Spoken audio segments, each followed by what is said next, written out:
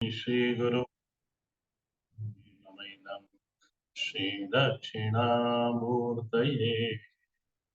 समस्त जन कल्याणे निरतं करुणामयं नमामि चिन्मयं देवं सद्गुरुं ब्रह्मवेद्वरं सद्गुरुं ब्रह्मवेद्वरं। गीता जी का 7वां अध्याय और हम लोग थे श्लोक नंबर 16 पर। चतुर्विधा भजन्ते मां जनाः सुकृतिनो अर्जुन आर्तो जिज्ञासु अर्थार्थी ज्ञानी च भरतर्षभ। और भगवान ने श्लोक नंबर 14 में भी ये कहा, देवी एषा गुणमयी मम माया दुरतया मामेव ये प्रपद्यन्ते माया मेतां तरन्ति ते। और आप 14वें अध्याय में एक बार देख लो, गुणातीत होने के लक्षण में मैं बता दे रहा हूं, यदि आपको मिल जाता है तो देख लेना। श्लोक नंबर 26 है ये, आप लिख लो, बाद में भले देख लेना। श्लोक नंबर 14, अध्याय नंबर 14, श्लोक नंबर 26। माम च यो अव्यभिचारेण भक्ति योगेन सेवते स गुणान् समित्यैतान् ब्रह्म भूयाय कल्पते। गुणातीत होने का क्या उपाय है? परमात्मा ने कहा भक्ति योगेन सेवते। और कैसी भक्ति बताई वहां पे? अव्यभिचारिणेन, अव्यभिचारेण भक्ति योगेन सेवते। एक ये श्लोक देखना, इसको मिलाना 7वें अध्याय के 14वें नंबर से और अंतिम पंक्ति से कि माया माया मामेव ये प्रपद्यन्ते माया मेतां तरन्ति ते। तो कहने का अभिप्राय मेरा ये है कि भगवान ने गीता जी में एकमात्र माया से संतरने का एक ही उपाय बताया है, वो है शरणागति। माया और परमात्मा परमात्मा में ना घर्षण चलता है, एक फ्रिक्शन जैसा होता है। माया मनुष्य को अपनी तरफ खींचती है, आकर्षित करती है, और परमात्मा माया के बल से निकालना चाहता है। इन दोनों के अंदर घर्षण चलता रहता है। अब इसके अंदर साधक को तो परमात्मा खींचता है, माया भी परमा साधक को खींचती है। अभी साधक की का अपना बल है कि वो किसकी ओर खिंचा चला जाता है, दोनों खींचते हैं ना। माया भी खींचती है और परमात्मा भी खींचता है। इसलिए जो सरल, सबसे सरल उपाय है, माया मामेव ये प्रपद्यन्ते शरणागति। मैं अभी विभीषण शरणागति पढ़ रहा हूँ, रोज उसका पाठ कर रहा हूँ रामचरितमानस में। मैं कल के क्लास में अपन सब मैं दोहे से दोहा नंबर बता दूंगा। सुंदरकांड में है विभीषण शरणागति। महात्मा लोग कहते हैं, मैंने महात्माओं से सुना है, अवध के महात्माओं से, कि विभीषण शरणागति का पाठ करने से हमारे अंदर भी परमात्मा की शरणागति सिद्ध हो जाती है। तो इस तरह से अभी मैं रोज उसका सुबह पाठ कर रहा हूँ। कल हम लोग उसका पाठ कर लेंगे और फिर आगे क्लास में प्रवेश करेंगे। तो शरणागति का एक सरल उपाय, यानी कौन की शरणागति ने, किसको क्या कहते हैं? तो श्री रामानुजाचार्य जी ने आपके व्हाट्सएप पे वो श्लोक हमने भेज दिया है। तो श्री रामानुजाचार्य जी ने षड्विधा शरणागति बताई है। 6 प्रकार की शरणागति होती है। 6 प्रकार की शरणागति कौन कौन सी होती है? यानी शरणागति में 6 पद है। कौन कौन से पद है? तो श्लोक को देख लेना। आनुकूल्यस्य संकल्पो, प्रतिकूल्यस्य वर्जनम, रक्षय रक्षिष्यति इति विश्वासः, गोप्तृत्वे वर्णम यथा, कार्पण्यम आत्मनिक्षेपः, षड्विधा शरणागति। ये 6 प्रकार की, यानी प्रकार की तो नहीं बोलेंगे, शरणागति तो एक ही होती है, परंतु शरणागति के 6 पद होते हैं। तो पहले पद की हम लोग इसमें चर्चा करते हैं। जो लोग परमात्मा को शरणागत होना चाहते हैं, जो लोग क्या शरणागत होने चाहते हैं, सभी मनुष्य परमात्मा को शरणागत होना चाहते हैं। सभी साधक वर्गों के लिए ये बड़ा उत्तम श्लोक है। हमको हमारे आचार्य जी ने पढ़ाया था, तो मुझे लगा ये आपको बताना चाहिए। तो पहली जो पद बताया, पहला जो स्टेप बताया शरणागति के अंदर, वो क्या? आनुकूल्य संकल्प। माने भक्त भीतर ये संकल्प करें कि जो भी कुछ मैं आचरण करूंगा वो उसके अनुकूल होगा। आनुकूल्यस्य संकल्प, मेरा ये संकल्प रहेगा कि मैं ऐसा कोई व्यवहार कोई आचरण नहीं करूंगा जो परमात्मा को पसंद नहीं आवे। यानी अब क्या हुआ, जीवन हमारा वर्णाश्रम के जो धर्म है उसके ऊपर चलने लगा। जिस वर्ण में मैं आया हूँ, जो आश्रम में मैं वर्तमान में हूँ, बस महाराज उसमें जो मेरा कर्तव्य कर्म होना चाहिए वो कर्तव्य कर्म के अतिरिक्त और मैं कुछ नहीं करूंगा। क्योंकि परमात्मा ने बार बार कहा है कि धर्म में यदि मनुष्य अपना पूरा प्रयत्न करके धर्म में के मार्ग में लगता है तो मैं उसके पक्ष में खड़ा होता हूँ। और महाभारत हमारे सामने उदाहरण है। पांडवों के पक्ष में परमात्मा क्यों खड़े हुए थे? क्योंकि वो धर्म के पक्ष में थे। इसी तरह से आनुकूल्य से संकल्प, अनुकूलता का वर्ण है यहाँ पर कि मैं परमात्मा के अनुकूल ही जीवन व्यतीत करूंगा। मेरी दिनचर्या, मेरा बोलना, मेरा चलना, मेरा उठना, मेरा समाज से व्यवहार कैसा होगा? बोले परमात्मा ने जिस तरह से उनको जो पसंद आता है उस तरह से मैं अनुकूल उस तरह से व्यवहार करूंगा। और श्लोक नंबर, ये अध्याय नंबर 12 के अंदर भगवान को क्या क्या पसंद है वो भगवान भक्त के लक्षण बताते हैं कि श्रेष्ठ भक्त अर्जुन कैसा होता है। वो भगवान 12वें श्लोक के 12वें अध्याय के श्लोक नंबर 8 से शुरू करते हैं। वहां से शुरू करते हैं मैया, हाँ, श्लोक नंबर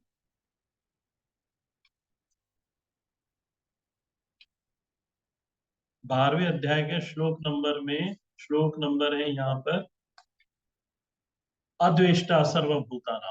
श्लोक नंबर 13 से आप नोट कर लो। श्लोक नंबर 13, 14, 15, 16,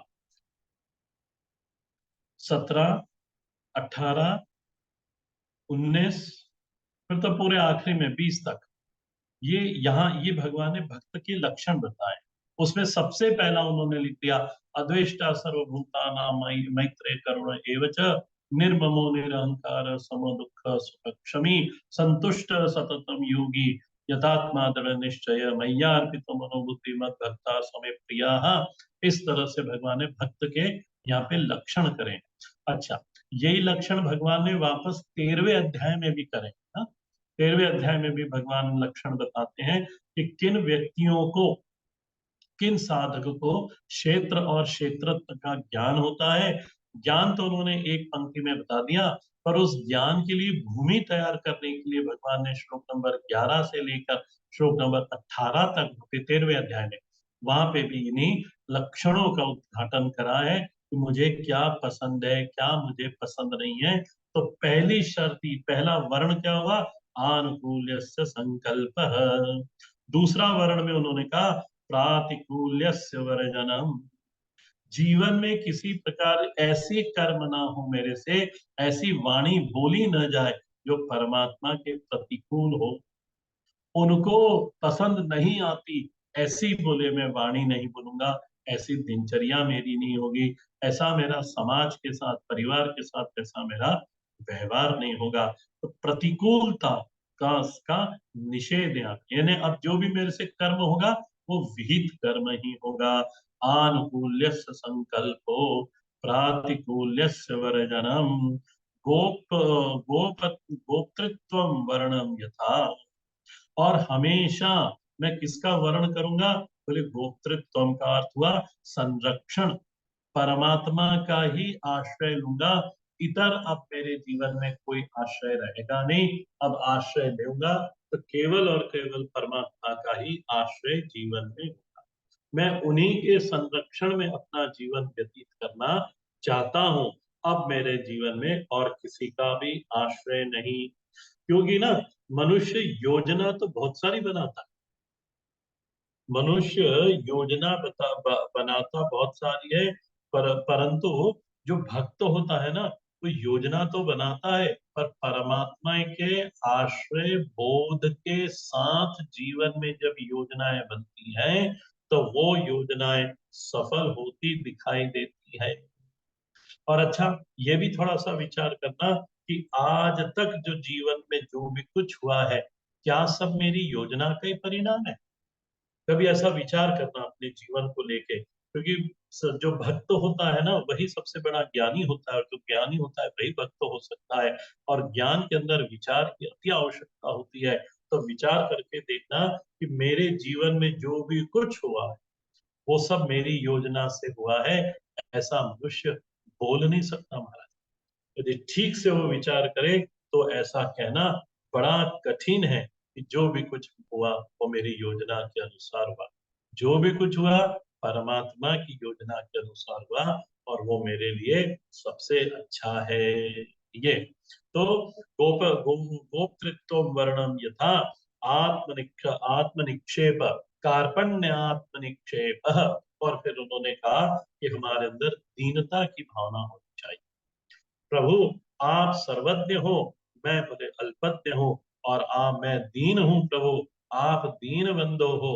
इस तरह से इस दीनता की भावना से जब परमात्मा की शरणागत होती है, शरणागत लेते हैं, या दीनता का भाव हृदय में आता है, तो शरणागत में हेतु बनता है। कभी अपने कर्म का अभिमान नहीं करना चाहिए। आई डिड दिस, मैंने ये सब करा है, मैंने करा है। अरे नहीं, हमें जो कर्म करने की जो बल है, कर्म करने की जो बुद्धि है, ये दी किसने? बोले सब परमात्मा के साथ आ रही है।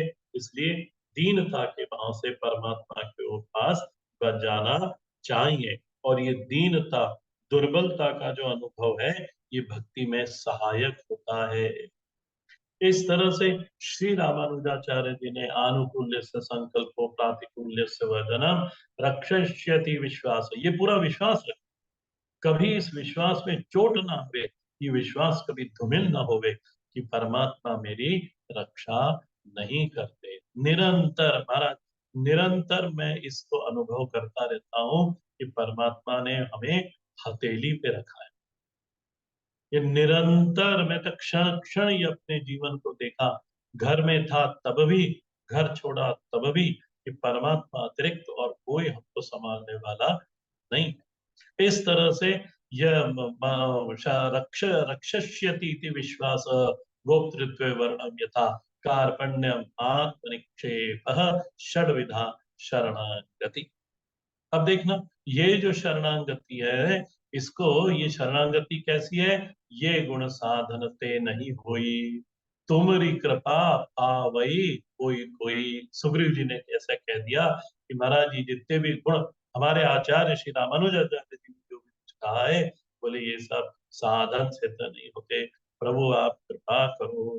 प्रभु कृपा कब करेगा? जब हमारे अंदर कार्पण्य, दीनता का भाव उत्पन्न होगा, हम उसके शरणागति को स्वीकार करने उसके लिए आगे चलेंगे, तब हम एक कदम चलेंगे, और परमात्मा हमारा, जितना हम चलते हैं उतना परमात्मा भी चलता है। एक व्यक्ति ने कहा कि परमात्मा आप कितना मेरी तरफ चलते हो? तो उस व्यक्ति को भगवान ने कहा, जितना तू चलता है ना, उतना मैं तेरे उधर चलता हूँ। तो उस व्यक्ति ने तो सिर पकड़ ठोका कि बस फिर तो पहुंच जाओगे आप मेरे पास, और मैं भी आपके पास पहुंच जाऊंगा, क्योंकि मैं तो 2-3 कदम चलता हूँ बस दिन भर में। भगवान ने कहा कि मैं भी 2-3 कदम चलता हूँ, पर राजा बलि से जाके पूछना मेरे कदम कितने बड़े होते हैं, उस कदम से मैं चलता हूँ। तो वो व्यक्ति ने, साधक ने कहा, हाँ हाँ हाँ, फिर तो महाराज इस जन्म में ही हम लोग मिल जाएंगे, पहुंच जाएंगे। तो बस इस राजा बलि के लिए जैसे भगवान ने 3 कदम चले थे, बस हम 3 कदम चलें। परमात्मा राजा बलि के लिए जिस तरह से चला था, हमारे लिए भी परमात्मा वैसा ही चलेगा। तब परमात्मा कृपा करता है। आश्रय का बोध सबसे बड़ा हेतु है शरणागति में। सबसे बड़ा हेतु आश्रय का बोध, सबसे बड़ा हेतु। और ये आश्रय का बोध बढ़ता कैसे है?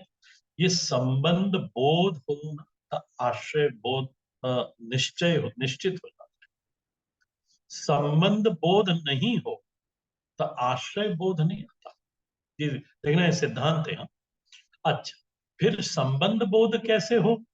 तो संबंध बोध जो मेरा अनुभव है, मैं अपने अनुभव से कहता हूँ, न केवल मेरा अनुभव, मैंने जिन जिन महात्माओं के साथ रहा हूँ, और जहां भी वर्तमान में भी हूँ वहां देखता हूँ कि हमारा नित्य पूजा, सुबह 6 बजे से हमारे रुद्राभिषेक शुरू हो जाता है, तो श्री यंत्र की पूजा होते होते 8 साढ़े 8 बजे तक पूजा हमारा पूरा होता है। नित्य की पूजा से जितना संबंध गाढ़ा होता है परमात्मा का, और भी सब तरीके होंगे, पर मेरे अनुभव में तो ये है कि नित्य की पूजा, और मैंने देखा भी है जिन जिनों के साथ मैं रहा हूँ, परिवार में रहा हूँ, महात्माओं के साथ रहा हूँ, कि पूजन, नित्य का पूजन होने से जो संबंध का की में गाढ़ता आती है ना, जितनी संबंध में गाढ़ता आएगी उतनी आश्रय में गाढ़ता बनेगी।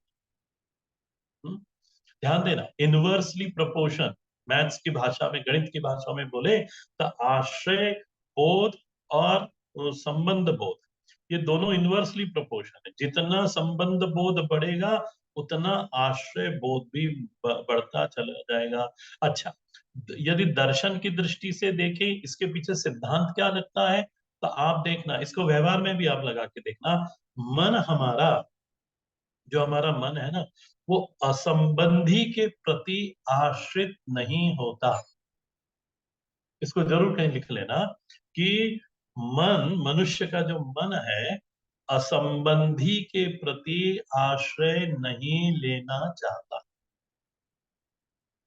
ठीक है, आप पकड़ में आए इसको? हाँ, कि असंबंधी के प्रति आश्रय लेना नहीं चाहता। और देखो, हम लोग यदि कुछ जरूरत पड़ी तो हम किसको फोन करेंगे? सबसे पहले अपने बेटे को ही ना फोन करेंगे, अपना जो है उसको ही फोन करेंगे। पड़ोसी को तो यदि पड़ोसी से अच्छे संबंध होंगे तो उसको भी बताएंगे। तो जिससे संबंध होगा वहां ही हम आश्रय लेंगे। और भगवान करे ऐसा समय न आए कि मुझे किसी असंबंधी के प्रति, हाँ, जिससे मेरा कोई संबंध नहीं, उसका आश्रय लेना पड़े। तो ध्यान देना, मन में परिणाम क्या होता है? वहां सुख की वृत्ति का उदय नहीं होता, वहां मन सुखी नहीं होता, वहां एक तो लाचारी है, बेचारी है, इसलिए हमने उसका आश्रय लिया, पर वहां सुख बोध नहीं होता, क्योंकि मुझे मुझे उससे आश्रय लेना पड़ा जिससे मेरा कोई पूर्व का संबंध नहीं है। इसको विद्वानों ने भिखारी वृत्ति बोला है। हम्म? देखो, भिक्षु की वृत्ति अलग होती है, और भिखारियों की व्यक्ति, भिखारी किसी के भी बिना संबंध के किसी के सामने जाके हाथ फैला लेता है और वो भीख भीख भीख भीख मांगता है, इस तरह से। तो ममत्व की अनुभूति प्रभु के साथ, संबंध का अर्थ और उसको सरल कर लो, संबंध यानी ममत्व, ये मेरे हैं।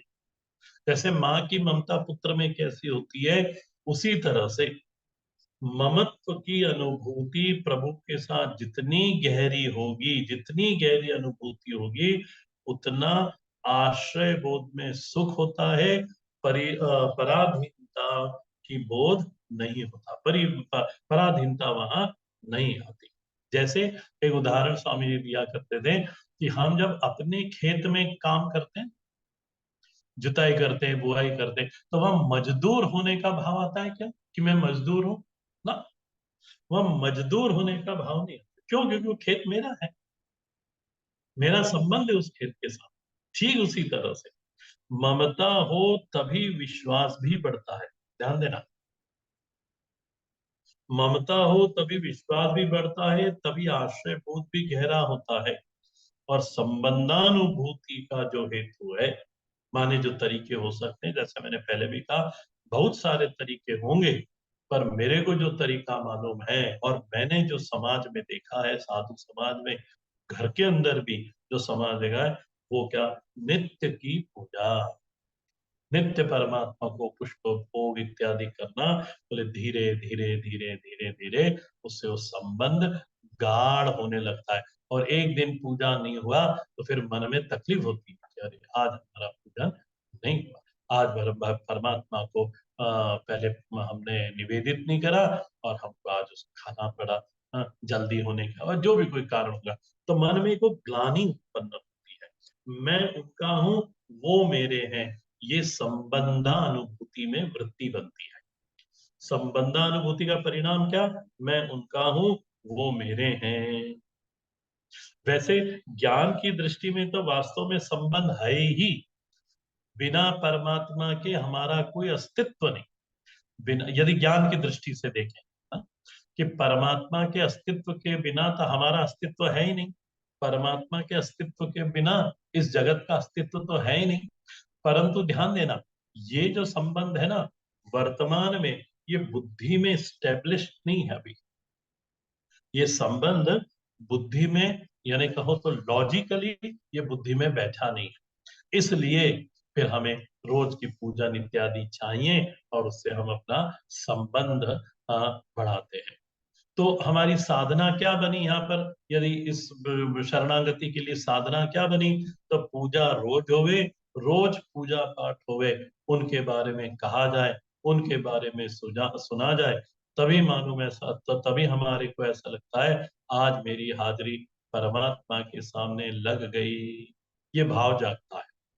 और संबंध की अनुभूति प्रगाढ़ होने लगती है, परमात्मा से संवाद हुए। देखो, ये जब पूजन में बैठोगे ना आप, तब अपने आप ये वृत्ति आएगी, भगवान से बात करोगे कि ऐसा हो गया, ऐसा हो, सारी चीज उसको बता देना। धीरे धीरे धीरे धीरे आश्रय बोध का विस्तार होता है, गहरा होने लगता है अपने। और धीरे धीरे जब विचार करो ना, तो अपने जीवन के अनुभवों को भी जोड़ लेना इसके साथ। हाँ? जो भी कुछ आज तक हमारे पूर्व पूर्व के जीवन में जो भी कुछ घटा है, हाँ, भूतकाल में जो भी चीज जो हमारे जीवन में हुआ है, हम मेरे करने से कुछ हुआ नहीं, ऐसी ऐसी विकट परिस्थितियों में मैं था, और परमात्मा से किसी अदृश्य ने मेरे को वहां से निकाल दिया।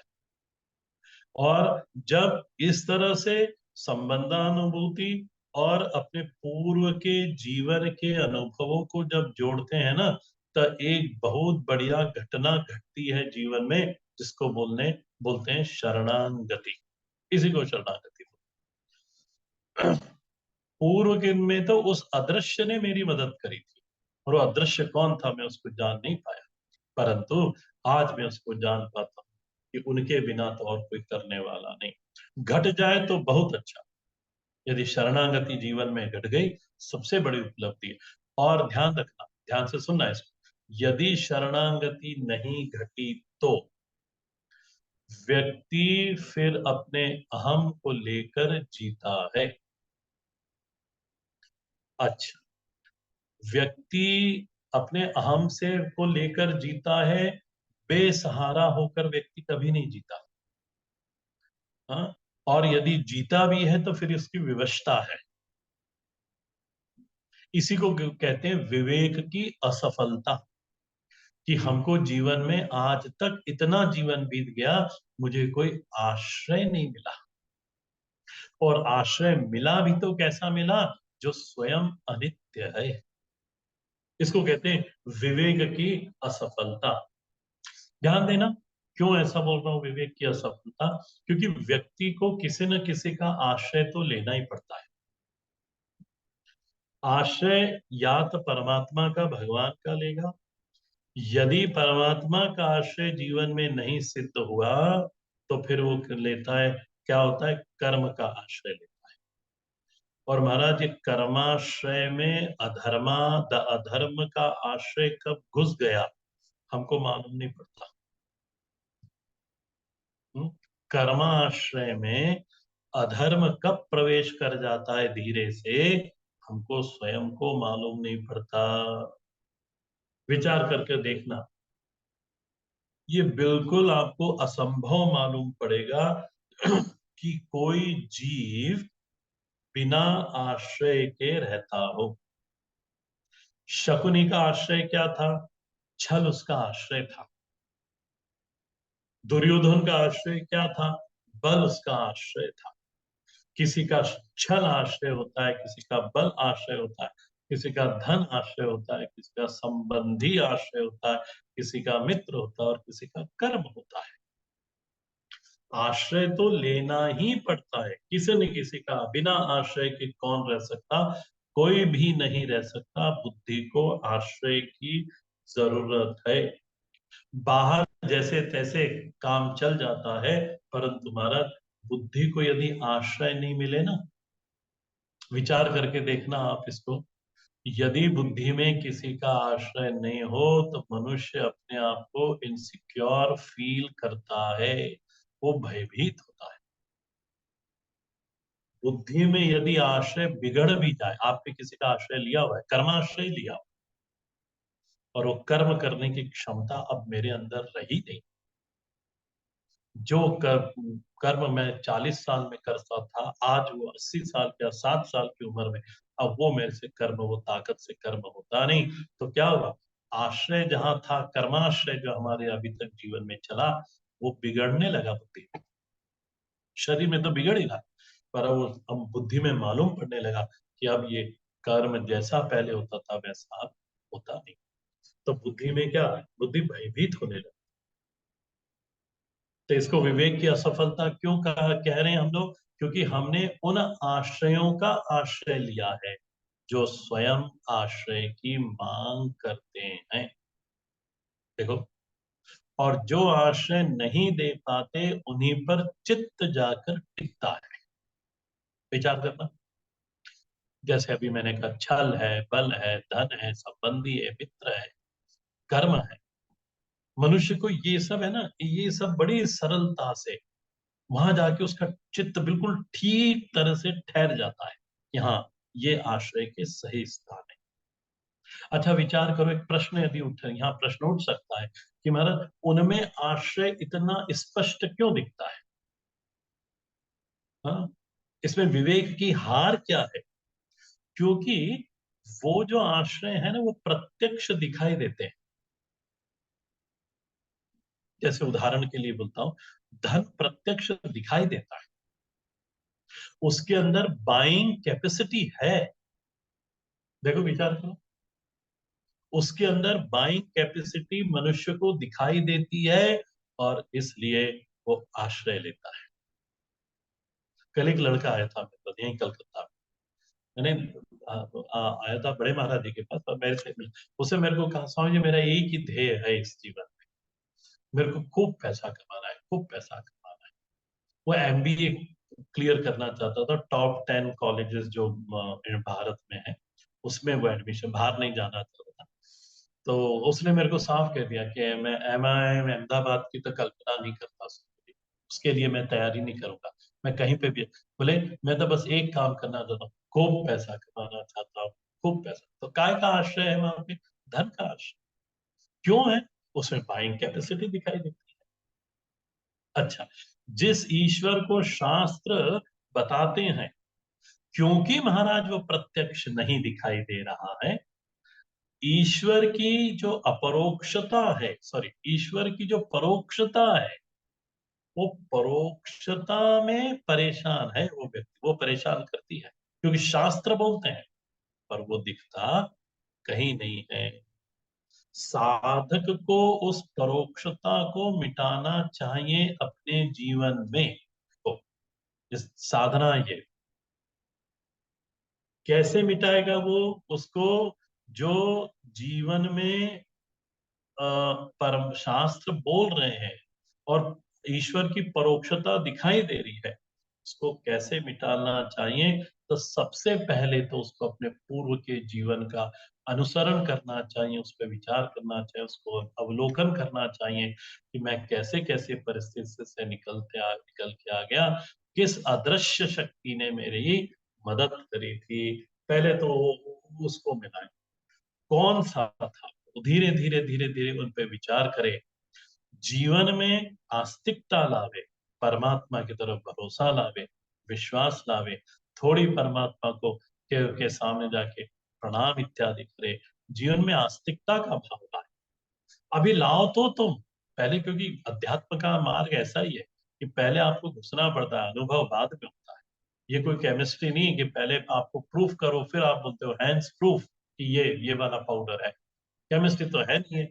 इसके अंदर सबसे पहले आपको श्रद्धा करनी पड़ती है, श्रद्धा करके जीवन को टटोलना पड़ता है, परमात्मा है इस बात पे अनुभव करके उसको साथ लेके जब चलते हैं, तब धीरे धीरे धीरे धीरे जो परोक्षता है परमात्मा की, ये परोक्षता प्रत्यक्ष होने लगती है।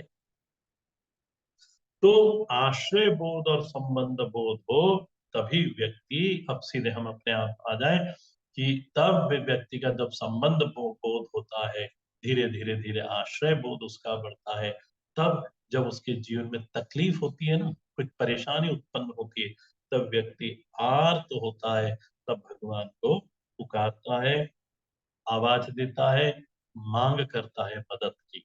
और फिर जब आर्त भाव उसका पूरा हो जाता है, तो वो थोड़े से सुख सुविधा वैभव की इच्छा लेकर परमात्मा के पास जाता है, तो वो अर्थार्थी बनता है। तो आर्त बना सबसे पहले, फिर अर्थार्थी बना। ये दोनों समस्याओं का जब बुद्धि में संतोषजनक समाधान मिल जाता है, जब आर्तता भी हमारी हल हो गई और अर्थार्थी भी जब ये हल हो जाता है, तब महाराज धीरे धीरे धीरे हमारे संबंधानुभूति होने लगती है और आश्रय बोध भी बढ़ता है। और तभी जीवन में जिज्ञासा का जिज्ञासा वृत्ति के उदय को अवसर प्राप्त होता है। तब जिज्ञासा व्यक्ति गहराने लगती है, मन में विचार आता है कि जिसने मेरे को इतना संभाला, उसको मैं जानता तो हूं, पर भारत पहचानता नहीं। उसके बारे में मुझे कुछ मालूम नहीं। उसने मेरे जीवन में इतना कुछ करा, पर महाराज मुझे उसके बारे में कुछ नहीं मालूम। इस तरह से अंतःकरण में ना तड़पन शुरू होती है। देखो, इसमें जन्म जन्मांतर लग जाते, मैं तो केवल आपको समझाने मात्र के लिए आधे घंटे में इसको पूरा कर रहा हूं, पर इसमें जन्मांतर लग जाते हैं। अब उसकी मांग बदल गई, अब वो परेशानी से मुक्त होना नहीं चाहता, अब अर्थार्थी कुछ मांगता नहीं, अब उसकी मांग बदल गई। क्यों बदली? क्योंकि अब उसको मालूम है कि मेरी जो जरूरत है वो निश्चित पूरी हो जाएगी, ऐसा मेरे जीवन का अनुभव है। एक बार का नहीं महाराज, 10 बार का जीवन का यह अनुभव है कि मेरी इच्छा तो पूरी हो जाएगी। अब मेरा पूरा फोकस कहाँ है? अब मेरा पूरा फोकस यही है कि क्या वो परमात्मा जिसने मुझे संभाला, वो मुझसे राजी है कि नहीं राजी है, वो मेरे से प्रसन्न है कि नहीं। देखो, परमात्मा इतना दयालु है कि यदि वो हमारे किसी कर्म के कारण, हमारे स्वभाव के कारण यदि हमसे रुष्ट भी हो जाए ना, तो भी वो हमको जो चाहिए वो देना बंद नहीं करता। ध्यान देना, और इसको जीवन में देखना कि मुझे जो चाहिए वो देना बंद नहीं करता। वह बंद क्या चीज होता हो जाती है?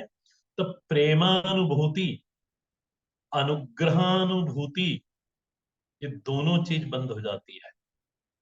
परमात्मा का प्रेम हृदय में ऐसा लगता है कम हो गया, या उसकी तरफ से या मेरी तरफ से। उसका जो अनुग्रह था, मिल सब रहा है, मिल सब रहा है, परंतु तुम्हारा उसकी अनुग्रह की अनुभूति अब नहीं, मन में वो प्रसन्नता नहीं।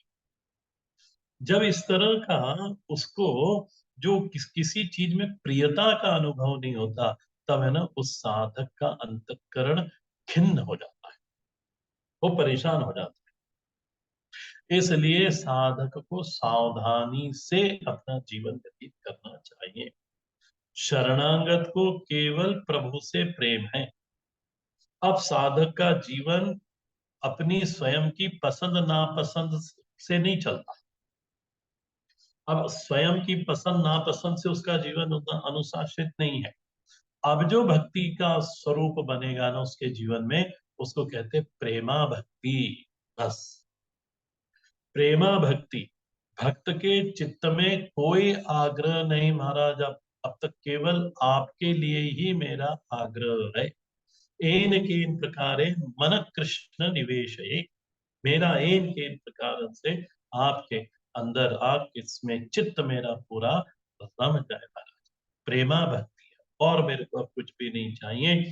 अब मेरे को कोई आग्रह नहीं जीवन के बारे में। श्री मीरा जी के जीवन को आप देखना, उसको पढ़ना कभी। वो कहती हैं कि मेरा कोई आग्रह नहीं। वो कहती हैं, चा जय ही विधि मेरा साही रीझे, बस सोई वेश धरूंगी। कहो तो कुसुम्बी साड़ू साड़ी पहनो, कहूं तो केश झटकाओ, बस जैसमें तुम राजी हो। मैंने मीराबाई के अब रहने का कोई आग्रह नहीं, उसके प्रेम का, उसकी आत्मीयता का बस उतना ही आग्रह रह गया। ये इसको कहते हैं प्रेमा भक्ति। तो भजनते, ध्यान देना, मैं इसको पूरा करता हूं। भजनते, और पहला आधार उसका क्या है? सुकृतिनः। दूसरा आधार संबंधानुभूति। तीसरा आधार आश्रय बोध। फिर आर्त भक्ति। फिर अर्थार्थी भक्ति। और फिर जिज्ञासा। अच्छा, जिसका जीवन में सत्कर्म कभी हुआ ही नहीं, ऐसा व्यक्ति शरणागत किसका होगा? समय आने पर वो गुंडों का ही शरणागत होगा, वो दुष्टों का ही शरणागत, वो भूत भावन का ही शरणागत होगा। आर्त भक्ति के पूर्व जीवन में संबंधानुभूति है, आर्त भक्ति के पूर्व जीवन में आश्रयानुभूति है। तभी न श्री द्रौपदी जी ने आवाज दी थी भगवान को। यदि पहले से संबंध नहीं होता, पहले से आश्रय बोध नहीं होता, पहले से विश्वास भरोसा नहीं होता श्री द्रौपदी जी के जीवन में, तो द्रौपदी जी आवाज देने में असमर्थ होती। गोस्वामी जी का हाथ दुखा तो किसको पुकारा? हनुमान जी को पुकारा। तो संबंधानुभूति न हो तो मदद नहीं मांगी जाती। और जिज्ञासा वृत्ति के अंदर भक्ति का स्वरूप क्या होगा? तो भगवान भाष्यकार लिखते हैं स्वस्वरूप अनुसंधानम। देखो, ज्ञान में विसर्जित हो गई भक्ति। भक्ति का पर्यवसान यदि ज्ञान में ना होना तो भक्ति भक्ति नहीं है। शरणागति का पर्यवसान ज्ञान में ना हो तो शरणागति अधूरी शरणागति है। ईश्वरानुसंधानम, स्वस्वरूप अनुसंधानम। और उसके लिए साधना क्या बताई? अब चलो, श्रवण मनन निधिध्यासन। श्रवण मनन निधिध्यासन। भागवत गीता में परिभाषा आती है, हित्वा अन्यथा रूप अन्यथा रूप हित्वा अन्यथा रूपम स्वरूपेण व्यवस्थिति। ये कहाँ है? दूसरे स्कंद के अंतिम अध्याय में, श्लोक नंबर तो याद नहीं आ रहा मेरे को। न, दूसरा स्कंद, दूसरे स्कंद का अंतिम अध्याय 31वां अध्याय है। उसके अंदर ये है। मुक्ति की परिभाषा क्या है? तो उन्होंने कहा कि हित्वा अन्यथा रूप। अन्यथा रूप जो आज व्यक्ति बन के हम बैठे हैं, मनुष्य बन के बैठे हैं, अन्यथा रूप है। इसको हटाओ, ज्ञान के द्वारा इसको खत्म करो। और स्वरूपेण अवस्थिति ही ये अंतिम लक्ष्य हमारा होगा। हम साधु का अंतिम लक्ष्य यही है। परमात्मा जितनी जल्दी हो ये लक्ष्य तक हमें पहुंचाए, यही परमात्मा से प्रार्थना। हर हर महादेव। श्री राम राम रामेति रमे रामे मनोरमे सहस्रनाम ततुल्यं राम नाम वरानने। श्री राम राम रामेति रमे रामे मनोरमे सहस्रनाम ततुल्यं राम नाम वरानने। श्री राम राम रामेति रमे रामे मनोरमे सहस्रनाम ततुल्यं राम नाम वरानने। श्री राम नाम वरानने। ओम नमः शिवाय। ओम पूर्णमदः पूर्णमिदं पूर्णात् पूर्णमुदच्यते पूर्णस्य पूर्णमादाय पूर्णमेवावशिष्यते। ओम शांति शांति शांति। हरि ओम। श्री गुरुभ्यो नमः। हरि ओम। हरि ओम।